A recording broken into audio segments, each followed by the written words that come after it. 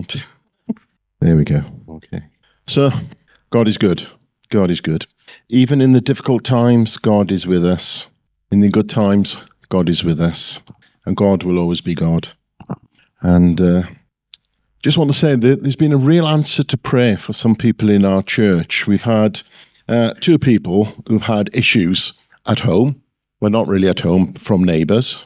One whose neighbours were so abusive, they were just untenable to live next to, and another neighbours who smoked so much pot that they were actually over-relaxed themselves as the smoke emanated into their place. And it's something we've been praying about for quite a while.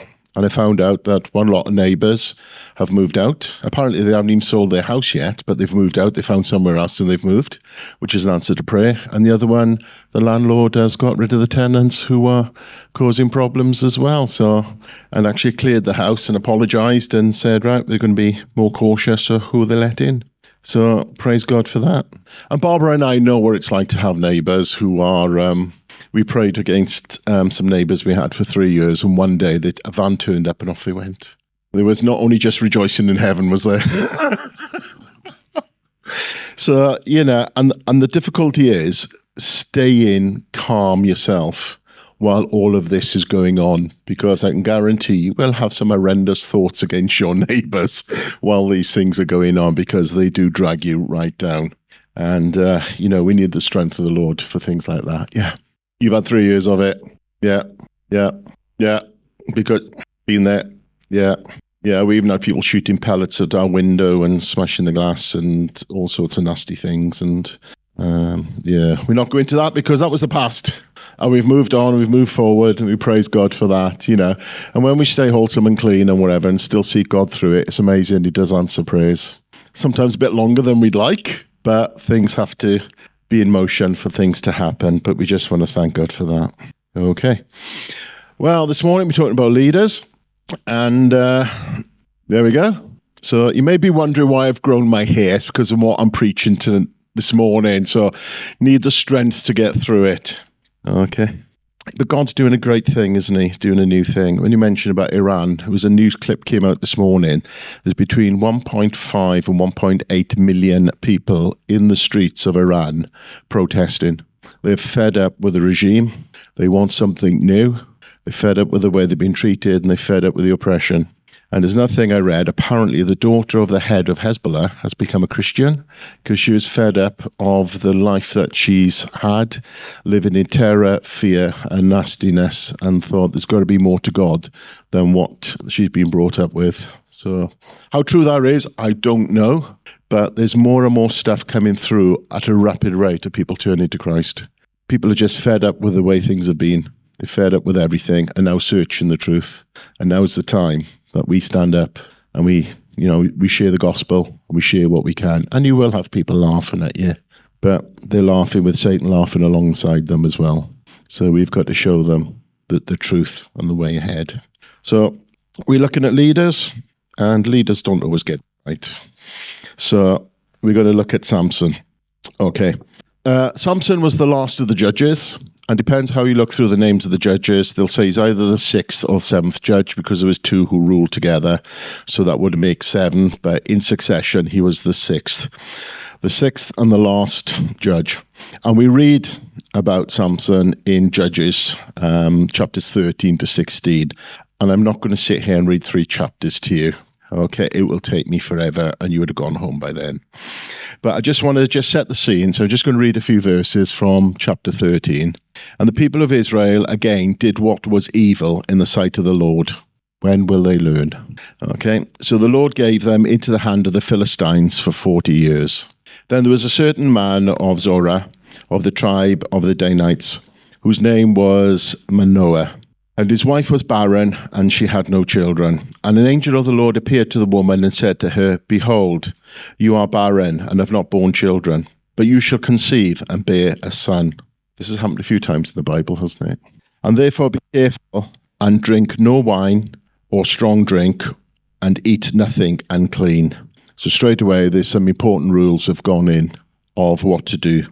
For behold, you shall conceive and bear a son, No razor shall come upon his head, for the child shall be a Nazarite to God from the womb, and he shall begin to save Israel from the hands of the Philistines. So straight away from even conception, his route has already been planned. And then the woman came and she told her husband, a man of God came to me, and his appearance was like the appearance of an angel of God, very awesome. I did not ask him where he was from, and he did not tell me his name. But he said to me, behold, you shall conceive and bear a son. So then drink no wine or strong drink, or eat nothing that is unclean, for the child shall be a Nazarite to God from the womb to the day of his death. And then Manoah prayed to the Lord and said, O Lord, please let me see this man of God who you have sent to come to us and to teach us, so that he can teach us what we are to do with this child who will be born. And God listened to the voice of Manoah. And the angel of the God came again to the woman as she sat in the field. But Noah, her husband, was not with her. So the woman ran quickly and told her husband, behold, the man who came to me the other day has appeared to me. And Manoah arose and went after his wife and came to the man and said to him, are you the man who spoke to this woman? And he said, I am. And Manoah said, now when your words come true, what is it to this child's manner of life, and what is his mission? So when this happens, what are we meant to do? You've told us about this, but teach us what we meant to do. And the angel of the Lord said to Manoah, of all that I have said to the woman, and then let her be careful that she may not eat anything that comes from the vine, neither let her drink wine or strong drink, or eat any unclean thing that I have commanded her, and let her observe. So he basically said, I've told her what's going to happen. Don't worry about it. It's all sorted.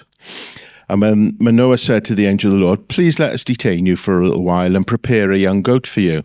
And the angel of the Lord said to Manoah, if you detain me, I will not eat of the food. But if you prepare a burnt offering and then offer it to the Lord, for Manoah did not know that he was an angel of the Lord. And Manoah said to the angel of the Lord, what is your name? So that when your word comes true, we may honor you. And the angel of the Lord said, why do you ask me my name? Seeing it is wonderful. So seeing that the child being born should be enough. So Manoah took a young goat with a grain offering, and he offered it on the rock to the Lord, to the one who works wonders. And Manoah and his wife, they were watching. And when the flames went up towards heaven and the altar, the angel of the Lord went up in the flames as well from the altar. And now Manoah and his wife were watching, and they fell on their faces on the ground. This is when they knew that this man was an angel of the Lord. So what's the significance of all of this? Okay, so if we just go to our next slide. There he is. Hope you can see him, Sampson. There's long flowing locks in his beard and things like that. So I was having a look. Why being a Nazarite, having long hair will give you strength and things like that. Now, there is a group, I suppose, called the Kabbalah, Kabbalah, I think they're called. So these are seen as mystics. Now, it's not these sort of people look into crystal balls and what. They look at the spiritual side of the Talmud. And they've said, strength, their belief is that the strength is in the hair. But also, men have two lots of hair. There's the soft hair on their heads and the rougher hair on their beards. And their view is the top of the brain is knowledge. So you need to protect that knowledge so it doesn't come to any harm. So you need soft hair there. And the lower part of the brain is the spiritual side, the side you sense things with. So therefore you need to protect that here. But because women are naturally sensitive to these sorts of things, where men tend not to be, that's why they don't grow beards. So there we go. But I was reading into the Kabbalah, but it was quite interesting what they come up with, and why actually the Jewish people are allowed to cut their hair, but not with a razor. So with the scissors or clippers, with a cutting action is fine, but not with a razor. So there was something about the razor that was there. So just an interesting fact. So I like to read round things and think, well, what's that having long hair? Just why should that make a difference? So anyway, I'll quickly go through the story of Sampson. Okay, so he was brought up, and his idea, or his whole remit, his purpose, was to free the Israelites from the Philistines, who kept them captive for over 40 years. Okay, so as he's growing up, he sees a Philistine woman, And it says his eyes were just like, wow. So he says to his dad, Dad, I want that woman. I've seen her and she's desirable in my eyes. So this tells me he's probably a young lad, mid to late teens maybe, that sort of thing. Bit shy, but Dad, But his mother says, can't you just marry somebody from within the family, cousins, second cousins, as they would do, or somebody from the Israelite? Why go when the Philistines have kept us captive? Why go and do that? And he said, because she's pleasing to my eyes. So anyway, they decided to go and have a look, and then decide that they'll do another journey and they'll go down and they'll introduce them. Not knowing that this was probably part of God's plan anyway, because what's the best way to work or get rid of your enemy is to infiltrate them. Because kingdoms would, a prince from one kingdom would marry a princess from another kingdom to unite things, and then once you're in, aren't you? You can do what you want. So it could have been part of God's plan that he goes out and meets somebody who's outside of the Israelites' faith camp or wherever. Okay, so as they go out now to go and do the introduction, a lion comes along. There we go. But Sampson sees this lion, so he decides to kill it. In fact, it says he tore it apart like you would a baby goat. Now, I'm not sure what games they played in those days, but tearing apart baby goats, I don't think is what it actually meant. It's more like that person is so weak they can't fight their way out of a paper bag.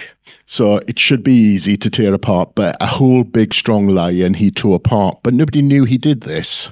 But I think this is something where he's realised he's got these powers. A bit like Peter Parker when he realised he's Spider-Man.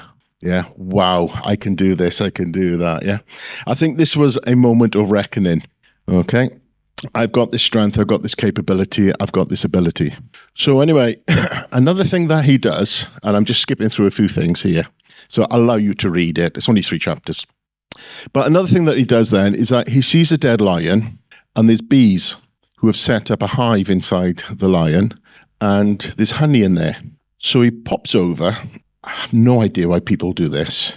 Looks down at the carcass, goes, oh, there's bees and there's honey there. Puts his hand inside the carcass and goes, it's rather nice. So then he gives some to his mother and his father. Now, I know honey's pure, but it's come from an unclean place. And I don't think this is a great thing to do. Whether he's having a laugh or a joke or whatever, I don't know. So anyway, he meets this woman and they end up getting married. So then he says to the Philistines and to the woman, I've got a riddle, and if you can answer the riddle, I'll give you 30 lots of linen and garments. So obviously clothing must have been something that people wanted or whatever. So he said, you've got so many days in which to come up with the answer to the riddle. And the riddle was, out of the eater comes something you can eat, and it's sweet. So basically he's referring out of the eater, which is the dead lion, there's something you can eat, which is the honey, which is sweet. So after 7 days, nobody could answer the riddle. But the bet was, I will give you 30 garments and linen and stuff like that. But if you can't answer it, you have to give that to me. So as a wager. So anyway, the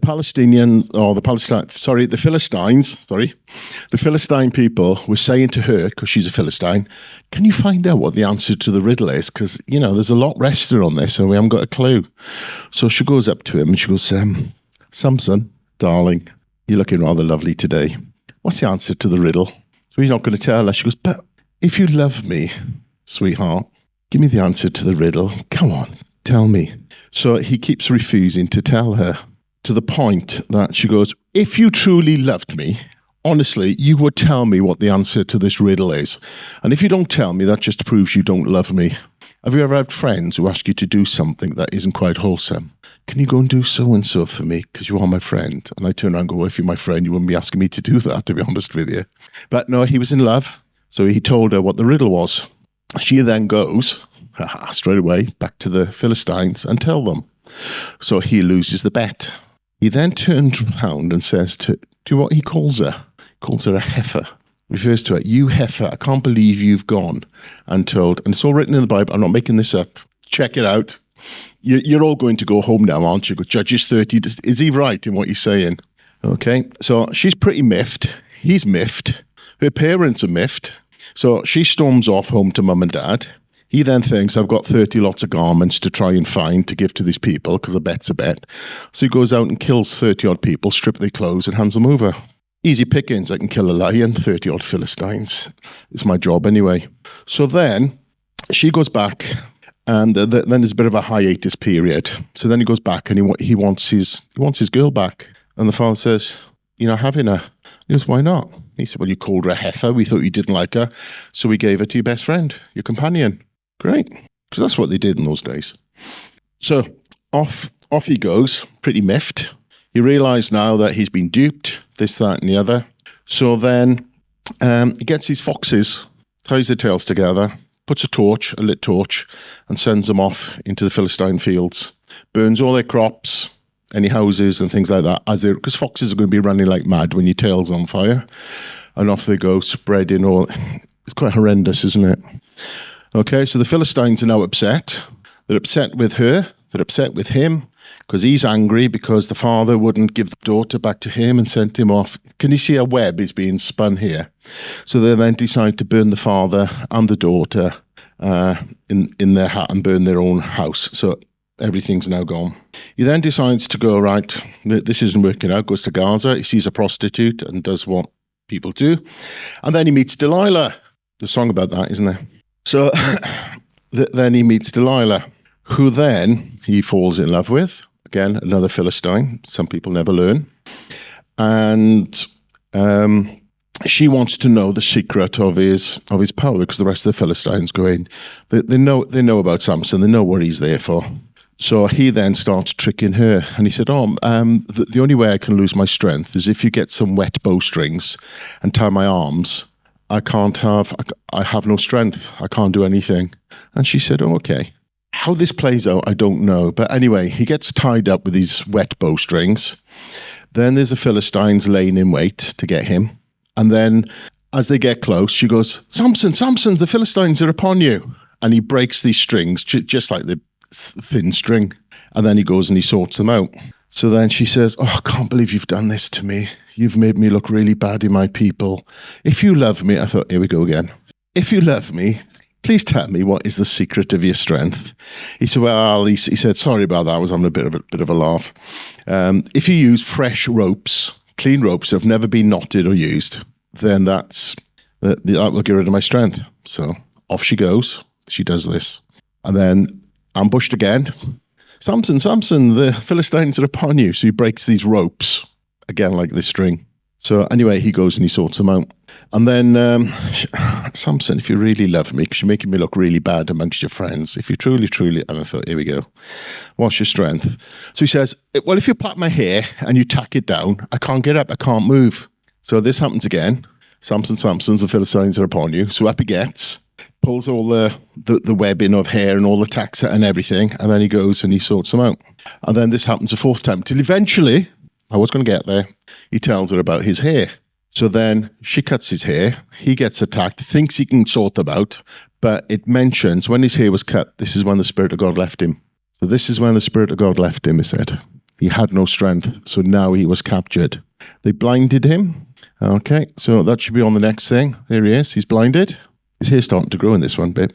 Okay, and then if we go to the next one, they put him to work on the mill wheel, grinding wheat, flour. There we go. So a job that's normally given to a donkey or an ox, because he is the size of an ox and the strength of one anyway.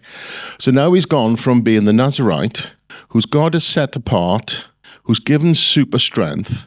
So he's sanctified and glorified. And he ends up doing this because the wheels fell off. At some point, the wheels fell off, didn't it? Things just didn't go right. Okay. But as he's doing this, his hair starts to grow. So then his strength comes back. And the Lord's back with him. Now, I have no idea through all of this what's been going on in his mind, what his relationship is with God, what he's thinking about the past or whatever. But he knew his job was to get rid of Philistines. So he then, if we go on to the next one, blinded, but with his strength, says, take me to these pillars, the ones that hold up the floors. And he's in this area, there's about 3,000 Philistines there. And he goes into the middle with these two pillars. And he says to God, God, just give me the strength. My last act, my last thing. He's on his deathbed, basically. He knew his time had come. And God gave him the strength to push these pillars apart. I have no idea how much strength it takes to pull those pillars apart. But we've got pillars in the Colosseum in Rome. It's been standing for thousands of years, and they're still pretty hefty. So what brand new ones would do that's holding up a floor or wherever, it's going to take some strength. He pulls it apart. The whole of the place just collapses, kills about 3,000 Philistines, more than he had done through his 20 years of reign as a leader, as a judge, but kills himself as well in that act. So I asked myself, right, it's a long story. There's more involved in it where he goes around and he kills 1,000 Philistines with a jawbone of a donkey and whatever. So there's a whole lot going on in there. And I'm sat back thinking, okay, it's a great story of this, that, but where did it all start? Where did the problem really occur?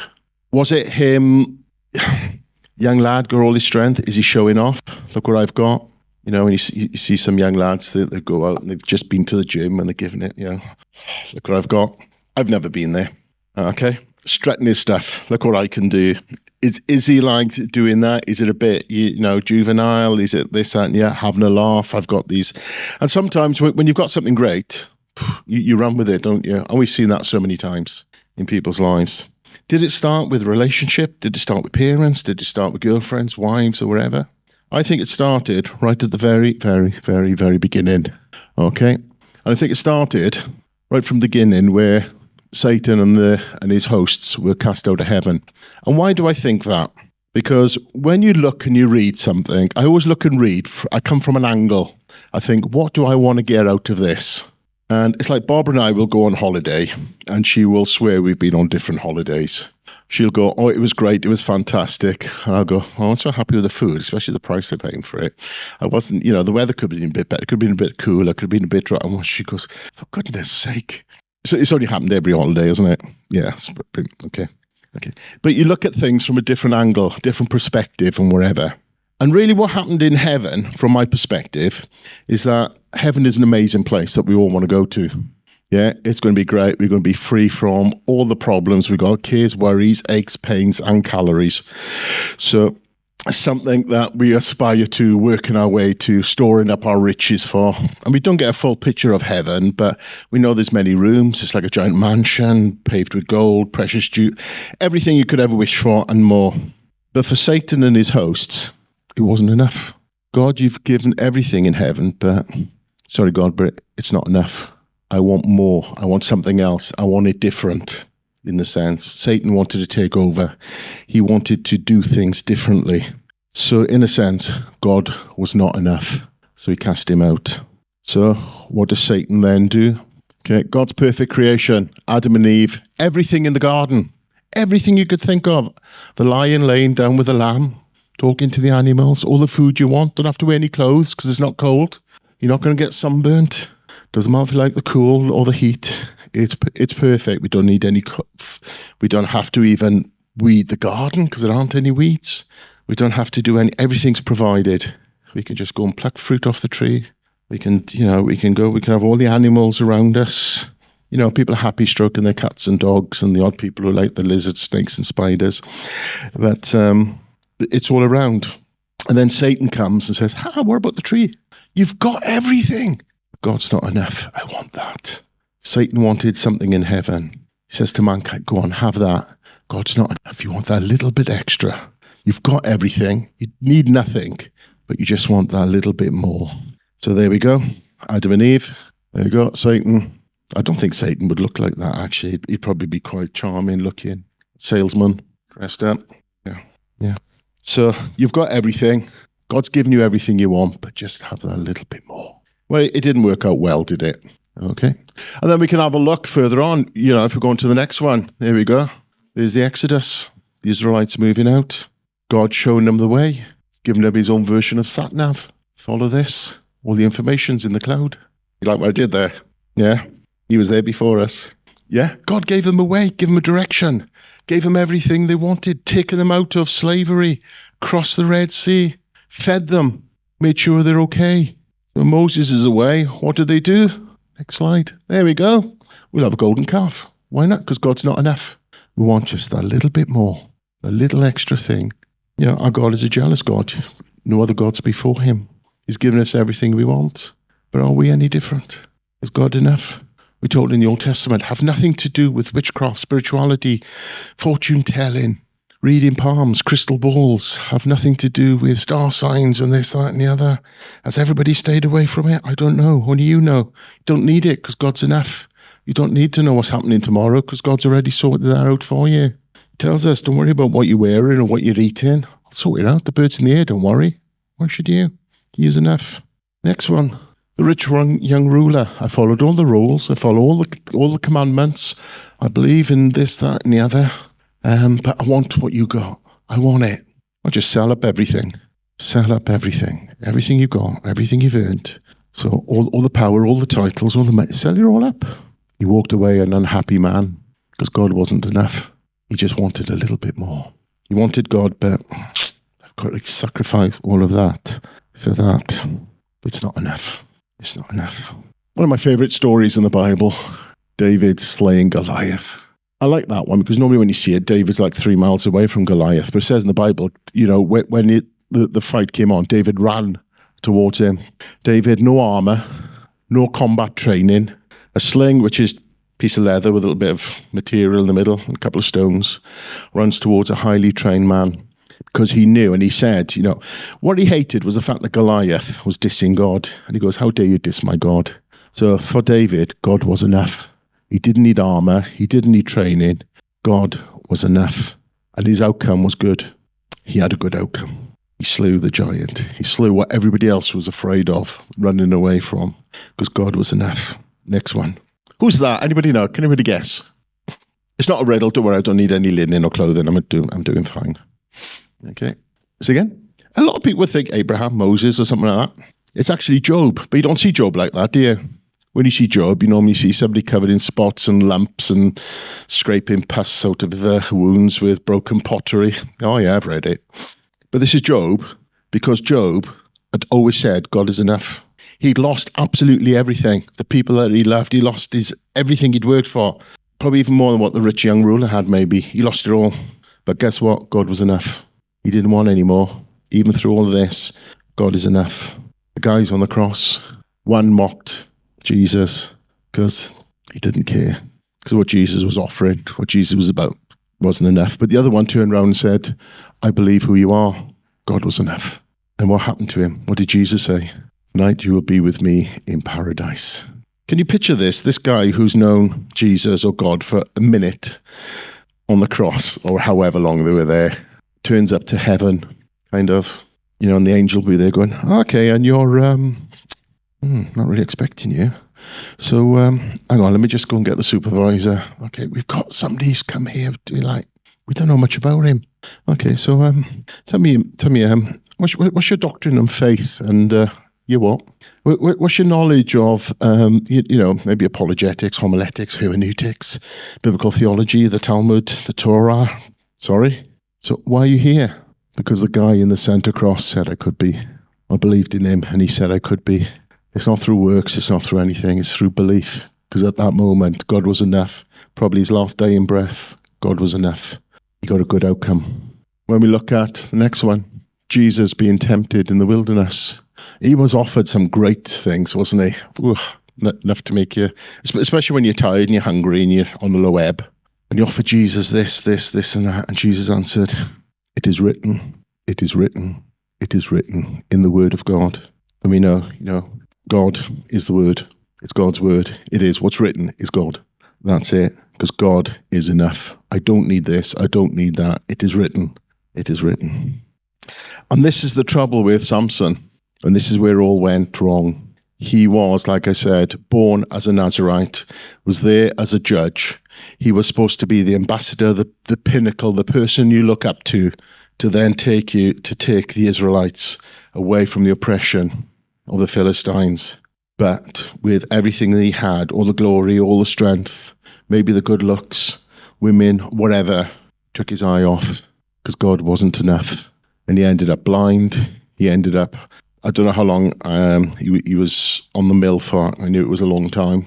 He was there doing that. It's not what God wanted for him. turned his eyes away from God because God wasn't enough. And it was only right at the very, very end, all of a sudden, God was enough. But he couldn't carry on because it killed him as well. So my message is, like Jesus said, it is written, God is enough. So my question to you, is God and God alone enough for you? Thank you, Duncan.